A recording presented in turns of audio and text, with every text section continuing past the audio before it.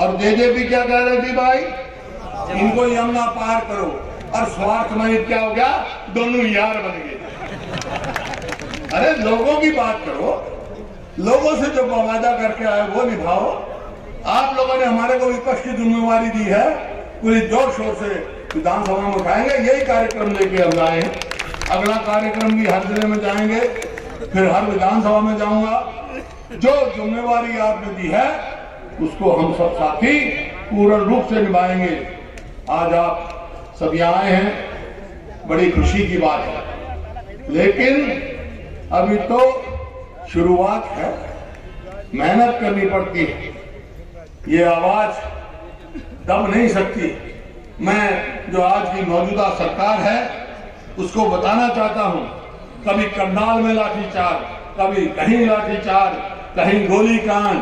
भाई सरकारें लाठी और गोली से नहीं चलाई जाती, प्रजातंत्र की सरकारें लोगों का दिल जीतने से चलाई।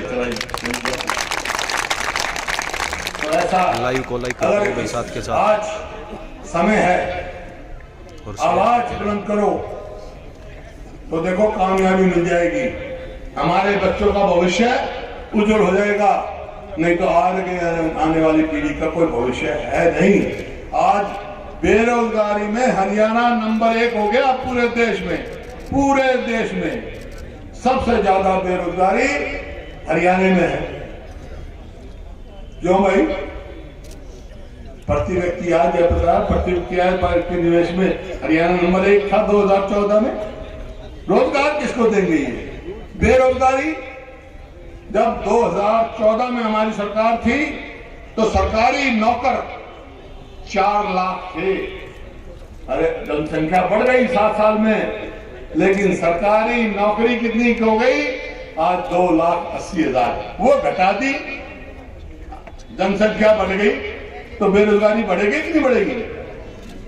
बेरोजगारी बढ़ा रहे सरकारी नौकरियों में बेरोजगारी, जो प्राइवेट कंपनी है उनमें बेरोजगारी, और खास तौर पे जैसे मौलाना साहब ने कहा, गरीब आदमी है, शेड्यूल कास्ट है, बैकवर्ड क्लास है, और प्राइवेट को कर नौकरी को उनमें रिजर्वेशन कर सकते हैं? उनमें कोई रिजर्वेशन नहीं, सरकार में कोई वो नहीं, प्रमोशन नहीं, तो कहाँ जाएंगे? क्या गरीब आदमी करेगा, क्या किसान करेगा, क्या मजदूर करेगा? आज व्यापारी का, मेरे एक दोस्त ने 4 लाइन लिखी है, वो मैं बड़ी सिंपल है, वो पढ़ना चाहता हूं आपके सामने। वो लिखता है, जिए तो कैसे जिए, खेती का खाद महंगा, खाने का तेल महंगा, डीजल और पेट्रोल महंगा, चूल्हे की आग महंगी है। मेरी बहन बैठे थे, थोड़ी गैस की कितनी कीमत हो गई है? चूल्हे की आग महंगी, सरिया और सीमेंट महंगी, जीवन की सांस महंगी, अरे दवा और एम्बुलेंस महंगी, नारियल और ककड़ी महंगी, शमशान की लकड़ी महंगी, शमशान की लकड़ी ले जाओ वो भी महंगी हो गई। तो जिए तो कैसे जिए?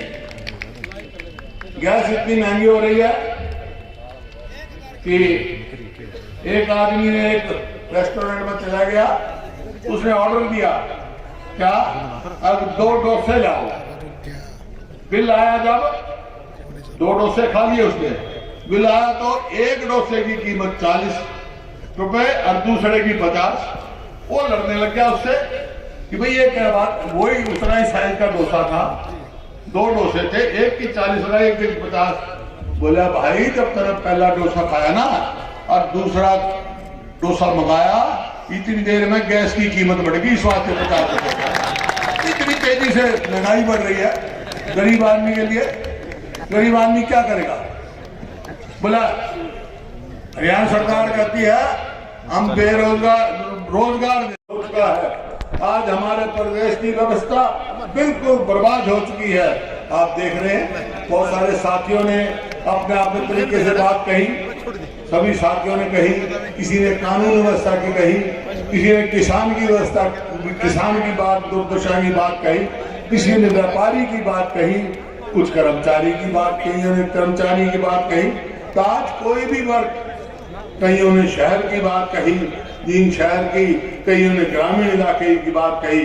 तो आज कोई भी वर्ग इस सरकार से, मौजूदा सरकार से संतुष्ट नहीं है ना। क्यों? तो किसान को देखो, आज किसान की दुर्दशा है।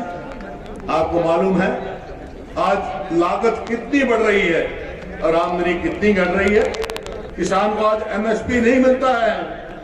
बाजरे में देख लिया, पीआर धान में देख लिया, जब फसल जुटती बिकती है, लेकिन टैक्स सब पर लगा दिया, टैक्स सब पर लगा दिया। हमारे समय में ना तो खाद पर टैक्स था, ना कीटनाशक दवाइयों पर टैक्स था, ना बीज पर टैक्स था, ना ट्रैक्टरों के पार्ट्स पर टैक्स था। आज सब पर टैक्स पर टैक्स लगा रहे हैं, आमदनी घटा रहे हैं, लागत बढ़ा रहे हैं। आपके सामने है आज क्या व्यवस्था हो गई है। मेरे को बड़ा अफसोस होता है। बात हुई जींद की, जींद में मैं शाम से आया हूं, बहुत सारे साथियों से बात हुई, और जब मैं शादी में जा रहा था देखा सड़कों की बर्बादी मैंने देखी। वो सड़कें जो रिपेयर होनी थी, जहां जिन सड़कों पर तारकोल की सड़क बननी चाहिए थी, वहां ब्लॉक लगा दिए गए। ऐसी सरकार हमने देखी। डॉक्टर वहां मैंने कहा भाई एक अस्पताल बनाया था हमने यहाँ पर, वहां क्या परिस्थिति है? बोला डॉक्टर नहीं है वहां पर, यहाँ पर तो मशीन भी नहीं है। जो डेंगू फैला हुआ है उसकी प्लेटलेट्स अलग करने की भी मशीन नहीं है, और यहाँ पर तो अल्ट्रासाउंड की मशीन तो करी है, लेकिन उसको चलानिया कोई नहीं है। ऐसी परिस्थिति देखो।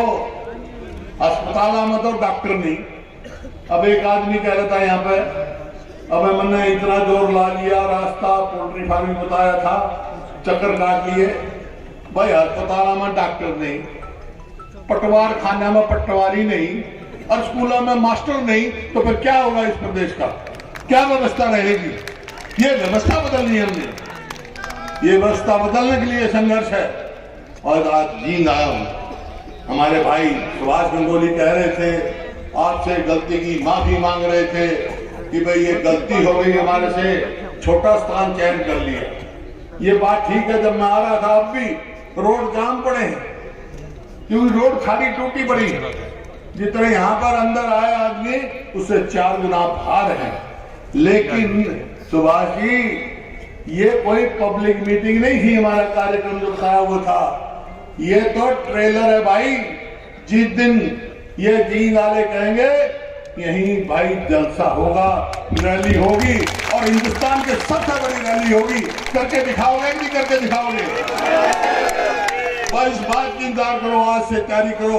अगर जब ये थोड़ा कोरोना से इजाजत मिल जाएगी, और जिस दिन हम रैली करेंगे, पहली रैली सबसे बड़ी हिंदुस्तान की जींद में करेंगे, और यहाँ से आवाज पूरे देश में जाएगी किसान की, मजदूर की। आज क्या हालात है?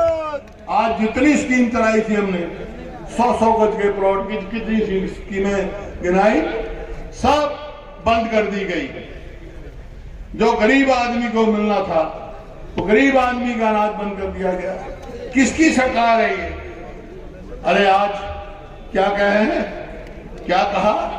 बहुत बड़ी बात करते हैं कि हम जो है हरियाणवियों को 75% की प्राइवेट फैक्ट्रियों में वो देंगे, नौकरी देंगे, और पहला प्रदेश है दो मिसाइल। आप जानते हो, आज दो मिसाइल नहीं, वो तो परमानेंट रेजिडेंट कहते हैं, लेकिन आपकी समझ के लिए दो मिसाइल है, उसमें 15 साल है सारे देश में। महाराष्ट्र में भी 80% है रिजर्वेशन, लेकिन दो मिसाइल 15 साल का है। जो 15 साल से प्रदेश में रह रहा हो उसका अधिकार है। इन्हें वो अधिकार छीनकर 5 साल कर दिया। हरा नंबर नहीं है, हरियाणियों का नंबर नहीं है भाई। यार ये प्रत्यक्ष को प्रमाण की जरूरत नहीं। बिजली बोर्ड में 180 एसडीओ भर्ती करे, 22 हरियाणा के, एक बार 80 करे, 2 हरियाणा के। ये झूठे वाले लोगों को, बेरोजगारी में आज नंबर 1 है। जैसे आप दूसरा समस्याएं सारी आ गई, ज्यादा इस बात की चर्चा नहीं करना चाहता, लेकिन हर वक्त परेशान है। तो भाई ये